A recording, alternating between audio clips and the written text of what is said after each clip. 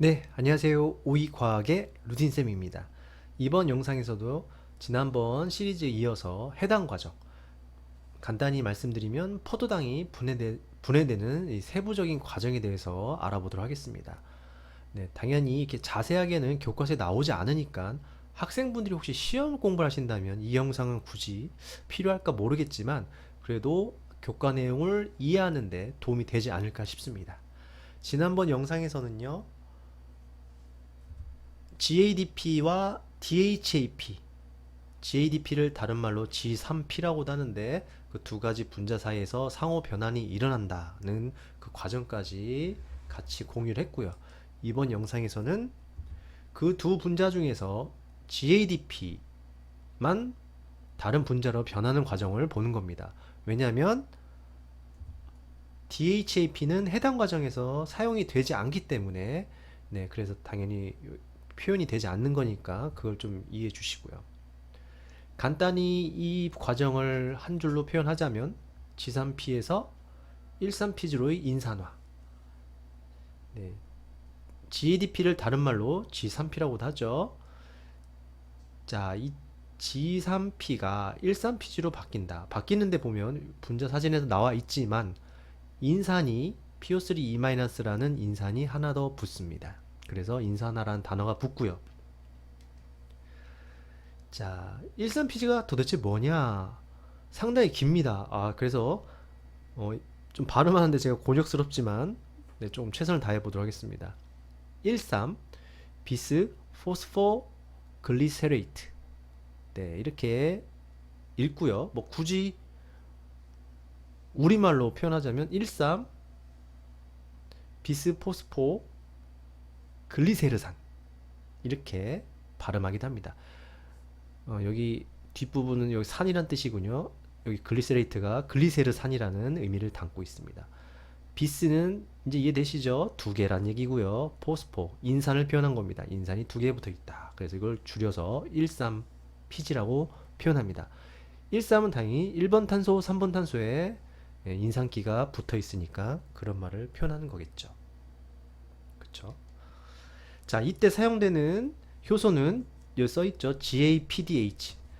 참, 갑자기 이런 문자를 이게 줄여서 읽으니까 무슨 그 미드 알죠? 미드. 뭐 NCSI 뭐 이런 꼭 그 경찰 미드, 수사 미드가 갑자기 생각이 나네요. 네, 좀 딴 얘기 했고요. 자, GAPDH가 뭐냐? 글리세르 알데하이드 3 포스페이트 디하이드로지네이즈. 네. 뭔 말인지 모릅니다, 저도. 아무튼 그쵸? 글리세르 알데하이드라는 분자고 세 번째 탄소에 인산이 붙어 있고 디하이드로지네이즈, 이거는 수소를 탈출시킨다. 그래서 보통 탈수소 효소 디하이드로디네이즈를 우리말로 탈수소 효소라고 부르기도 합니다. 그래서 우리말로 표현하자면 GAPDH를 글리세르 알데하이드 3인산 탈수소 효소, 네, 이렇게 읽기도 합니다. 네. 지금은 효소가 무엇이고 어떤 기능을 하는지 중요하지 않습니다. 저도 그건 잘 모르고요. 어떤 효소가 이 과정에 들어가는지만 제가 표현을 하고 있습니다. 당연히 이 과정에서는 인산기가 첨가됩니다. 분홍색으로 표시돼 있죠. 그쵸? 인산기가 첨가되는데 혹시나 여러분들이 이 해당 과정을 뭐 다른 영상이나 문제집에서 봤는지 모르겠지만 뭐 어떤 책에서는 뭐 인산 이온이라 표현하기도 하고요. 아니면 인산기, 아니면 뭐 인산이 붙었다.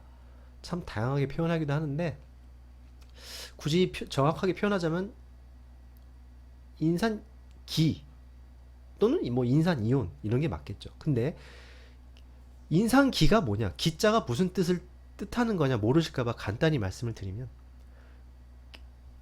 무슨 기자가 붙으면, 네, 화학 파트에서 기자가 붙으면 작용기를 줄임말입니다. 그러니까 즉 인산 작용기.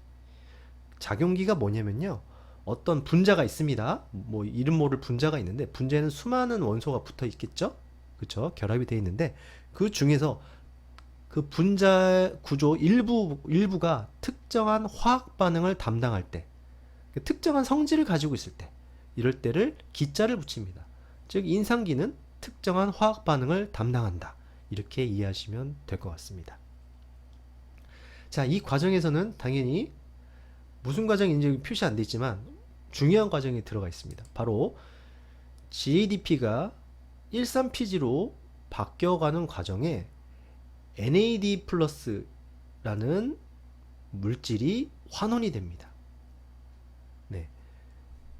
이 플러스는 솔직히 오른쪽 위에다가 표시해야 되는데 제가 그냥 옆에다 표시했습니다. 그냥 그 점 참고해서 좀 봐주시고요. 자, 환원이 무슨 뜻이냐? 뭐 환원 뜻 아시겠지만 뭐 산소를 잃어버릴 때도 환원이라고 하지만 네, 전자를 얻을 때 빼기 전기 아시죠? 마이너스 전하라고 표현합니다. 정확하게는 전자를 얻었을 때 환원이라고 표현합니다. 그래서 NAD 플러스라는 얘기는 뭐 이온 상태란 얘기죠. 전자를 받았으니까 네, 환원이라고 표현하는 거고. 그렇게 되면 네, NADH로 바뀌면서 수소 이온이 생성이 됩니다. 이 과정이 이 분자가 13PG로 바뀌는 과정에서 NAD 플러스라는 분자가 중간에 이렇게 PDH처럼 중간 과정에 들어가서 이런 일을 벌인다 라고 간단히 이해하시면 됩니다. 근데 간단히 할 건 아니죠. 왜냐면 NAD라는 게 좀 중요하거든요. 그건 나중에 말씀을 드릴 거고요. 자, 포도당이 지금 바뀌는 과정에서 GADP랑 생각이 잘 안 나요. GADP랑 DHAP, 삼탄당 두 분자가 만들어진다고 했죠. 그런데 DHAP는 사용되지 않으니까 당연히 GADP로 바뀔 상호 변환이 된다고 했으니까 GADP로 바뀔 수 있고, 그렇게 되면 GADP 즉 G3P가 두 분자가 생기는 겁니다. 그래서 G3P 두 분자로 표현하는 거예요. 결국 G3P 두 분자가 결국 포도당 하나가 바뀌면 G3P 두 분자가 만들어질 수 있고, 이 만들어진 과정에서 당연히 NADH와 수소이온이 두 개씩 생성이 되겠죠. 왜냐면 하나가 바뀔 때 이 과정이 한 번 일어나니까 두 개의 분자가 바뀔 때는 두 개씩 생긴다는 걸 꼭 유념해 주시고요. 이거는 교과서에 나올 수 있습니다. 네, 나올 수 있으니까 그렇다는 얘기고요. 자, 그렇다면 이제 그 다음 과정을 가야 되는데 여기서 이제 제가 말씀드리고 싶은 게 있습니다. 자, 지금 조금 자세히 제가 설명을 하는 겁니다. 아마 이렇게까지 자세히 설명하는 게 있겠죠? 네, 당연히 있지만 설명하기 위해서는 단어 구분이 상당히 중요합니다. 그런데 이제 다음 거를 이제 보시기 전에 이 보조인자라는 단어에 대해서 좀 알고 계셔야 될 것 같아서 제가 잠깐 설명을 해드리도록 하겠습니다. 자, 보조인자라는 말이 자꾸 나옵니다. 무슨 생체 내에서 화학 반응을 할 때 영어로는 코팩터라고 합니다. 영어 단어를 알고 계시는 거랑 모르고 계신 거랑 제가 봤을 때는 이해하는 차원에서 좀 더 도움이 될 것 같아서 제가 계속 영어를 이렇게 말씀을 드리는 거니까. 코자가 붙이면 뭐 도와준다는 뜻이잖아요. 그쵸? 그러니까 뭔가 도와주는 물질인가 보다 이렇게 이해할 수가 있는 겁니다. 자, 보조인자라는 단어가 나오는데 아마 나올 겁니다. 앞으로 설명할 때. 자, 보조인자가 뭐냐? 즉 촉매 일종이다 라고 생각하시면 됩니다. 촉매는 뭐 반응을 도와주는 거죠. 네, 촉매 일종이고요. 그런데 우리 몸에 들어있는 촉매를 효소라고 부르는 거 알고 계실 겁니다. 생체에 들어있는 촉매를 효소라고 부릅니다. 그런데 이 보조인자라고 부른다는 거는 효소까지는 아니다 라는 얘기입니다. 네. 지금 문장에 보이시죠? 효소가 활동하기 위해서, 그죠? 우리 효소는 우리 몸의 반응을 도와주니까 꼭 활동을 해야 되죠. 근데 활동을 할 때 그냥 활동을 하기도 하지만 활동을 하기 위해서는 또 누구의 도움이 필요한 겁니다. 그쵸? 효소가 활동을 하기 위해서. 그래서 효소 활동하기 필요한 어떤 화합물 또는 뭐 금속이온을 보조인자라고 하는 겁니다. 코팩터라고 하는 겁니다. 자, 보조인자에 대해서 잘 몰랐습니다. 그래서 찾아보니까 상당히 좀 분류도 많고 비슷한 단어도 많더라고요. 그래서 제가 이번에 한 번에 정리를 해드릴까 합니다. 자, 보조인자는 그래서 다른 말로 그냥 쉬운 말로 표현으로 도우미 분자. 그렇죠. 효소가 활동하는 데 도와준다 해서 아마 도우미 분자라고 부르는 것 같습니다. 그런데 보조인자라는 물질에는 또 세부적으로 분류를 하기도 합니다. 분류를 안 할 수도 있고, 뭐 당연히 밑에 보이시면 알겠지만 사전적 의미를 기준으로 제가 정리했다는 걸 말씀을 드리고요. 자, 보조인자에는 뭐가 있냐? 코팩터에는 뭐가 있냐? 바로 무기이온. 위에 표시돼 있죠? 무기이온. 도대체 무기이온이 무슨 뜻이냐? 뭐 총 탱크의 그 무기냐? 네, 그게 아니고요. 여기서 무기는 무기는 자, 주로 탄소 수소가 없는 이온.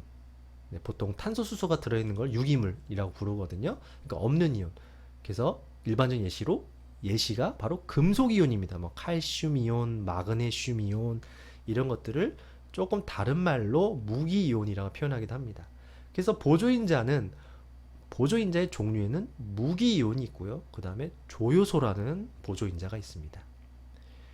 자, 여기서 효소란 말이 들어가니까 뭐 효소의 일부겠거니 하겠지만 그렇게 표현하지는 않고 이따가 말씀을 드릴 거니까 우선 조효소라고 합니다. 보조효소라는 의미를 가지고 있고요.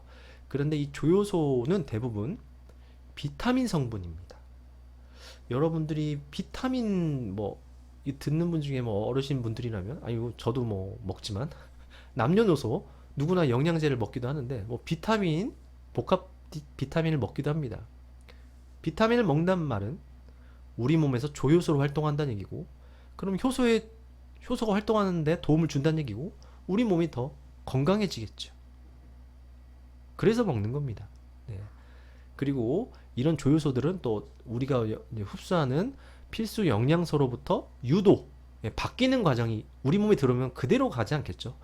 반응이 일어날 겁니다. 그 바뀌는 과정에서 생기기도 하는 게 바로 조효소입니다. 무기이온은 어렵지 않죠. 그냥 금속 이온들을 무기이온이라 한다. 그 무기이온은 보조인자에 속한다. 그리고 조효소도 보조인자에 속한다. 진짜 효소는 아니니까요. 그렇죠. 뭔가 보조라는 의미를 가지고 있으니까 이런 조효소들은 대부분 비타민, 그것도 물에 잘 녹는 수용성 비타민들이 보통 우리 몸에서 조효소 역할을 한다고 합니다. 네, 이런 게 있으니까 참고해 주시고요. 네, 그 다음 내용은 다음 영상에서 이어서 보여드리도록 하겠습니다.